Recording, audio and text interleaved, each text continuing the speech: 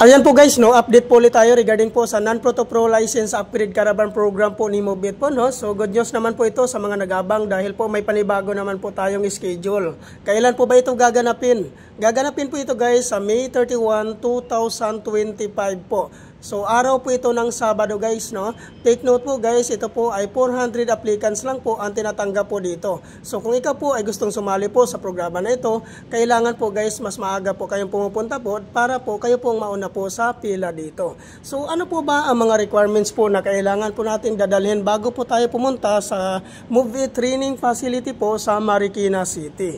So ang number 1 po dito na requirements po guys, no, which is yung existing non-professional driver's license, 6 months and above ang validity. Number 2, NBI clearance. Number 3, no LTO violations. Number 4, 1,000 license down payment. Number 5, BIR tax identification number or TIN number. Number 6, motorcycle ORCR. Number 7, 2020 and above motorcycle